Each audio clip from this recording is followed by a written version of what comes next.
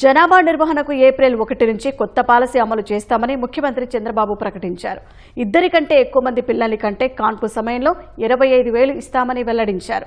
ప్రతి 4 శనివారం జనాభా నిర్వహణపై చర్చ జరగాలని సీఎం సూచించారు. జనాభా తగ్గడంపై ఆందోళన వ్యక్తం చేసిన సీఎం ఇకపై ఇద్దరికంటే తక్కువ మంది పిల్లలు ఉంటే ఎన్నికల్లో పోటీకి అణరుల్లి చేయాల్సి వస్తుందేమోనన్నారు. ముఖ్యమంత్రి చంద్రబాబు జనాభా నిర్వహణపై అసెంబ్లీలో ప్రసంగించారు. 2023 లెక్కల ప్రకారం రాష్ట్రంలో ఏడాదికి 6,70,000 మంది పిల్లలు పుడుతున్నారని సీఎం తెలిపారు. దేశంలో కంటే రాష్ట్రంలో వృద్ధాప్యం ఎక్కువగా ఉందని వివరించారు. 60 ఏళ్లు దాటిన వారు ప్రస్తుతం రాష్ట్రంలో 10% ఉన్నారని 2047కు ఇది 23%కి చేరుతుందన్నారు. జపాన్ అయితే ఈరోజు టీఎఫ్ఆర్ 1.2 అంటే మామూలుగా 2.1 ఉంటే రీప్లేస్మెంట్ లెవెల్ ఉంటుంది, సస్టైనబిలిటీ ఉంటుంది. దానికంటే తగ్గితే over a period of time జనాభా తగ్గిపోయే పరిస్థితి వస్తుంది. సౌత్ కొరియా 0.7, ఇటలీ 1.2, అన్ని దేశాల్లో కూడా సమస్య ఉంది. వర్క్ ఫోర్స్ కూడా తగ్గిపోతుంది. భవిష్యత్తులో ఎకనామిక్ స్టాగ్నేషన్ కూడా వచ్చే అవకాశం ఉంది. రాష్ట్రాలకు వస్తే రాను మన రాష్ట్రంలో టీఎఫ్ఆర్ వచ్చి 1.5కు వచ్చింది, అంటే 0.6% తగ్గింది. 6,70,000 మంది పిల్లలు పుడుతున్నారు సంవత్సరానికి 23 లెక్కల ప్రకారం. 58% వన్ చైల్డ్ నామ్కి వచ్చారు.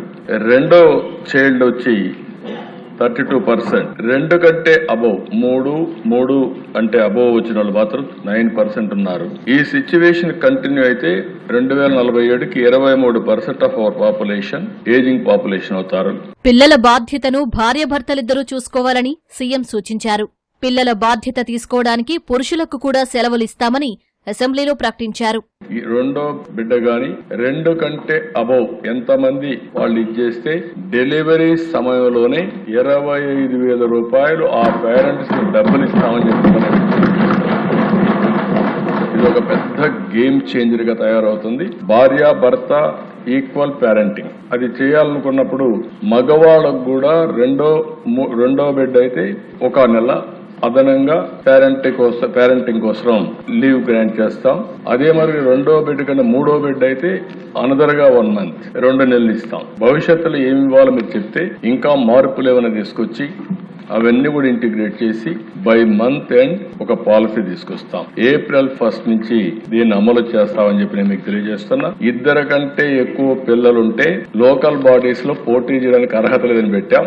ఈ ప్రభుత్వం వచ్చిన వెంటనే 2 కంటే ఎక్కువ పోటీ చేయడానికి అర్హత ఉందని పెట్టాం. తొందరలోనే 2 కంటే తక్కువ పిల్లలుంటే అర్హత లేదని మళ్ళా ఒక చట్టాలు తీసుకొచ్చే పరిస్థితి తొందరలో వస్తాము. ఆ డైరెక్షన్ లో మనం ముందుకు పోయే పరిస్థితికి వచ్చాం. కుటుంబ నియంత్రణ కంటే పాపులేషన్ మేనేజ్మెంట్ చాలా కష్టమని సీఎం తెలిపారు. నెలలో ప్రతి శనివారం గ్రామాల్లో జనాభా నిర్వహణపై చర్చ నిర్వహించాలని పిలుపునిచ్చారు. మనందరి గోలు టీఎఫ్ఆర్ ట్రెండ్స్ టువర్డ్స్ 2.1. 4వ శనివారం పాపులేషన్ మేనేజ్మెంట్ పైన చర్చ జరగాలి గ్రామాల్లో. పాపులేషన్ ప్లానింగ్ కంటే ఇది డిఫికల్ట్. ఆ రోజు పాపులేషన్ ప్లానింగ్ వచ్చింది, ప్రజల్లో కూడా ఆదాయం పెరుగుతూ వచ్చింది. ఈజీగా 1 చైల్డ్ నామ్కి వెళ్ళిపోయారు, లేదా 2 చైల్డ్ నామ్ కాడ ఆగారు.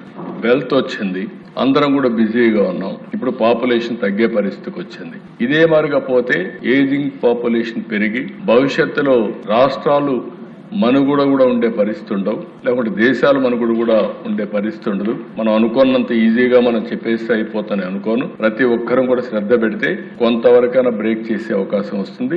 హెల్తీ, వెల్తీ, హ్యాపీ సొసైటీ జనాభా మేనేజ్మెంట్ ఉంటేనే సాధ్యం. ఒకప్పుడు మనందరం మాట్లాడేది ఒకరు ముద్దు, ఇద్దరు ఓకే, ముగ్గురు వద్దు. ఈ రోజు మనం మాట్లాడాల్సింది ఒకరు వద్దు, ఇద్దరు ఓకే, ముగ్గురు ముద్దు.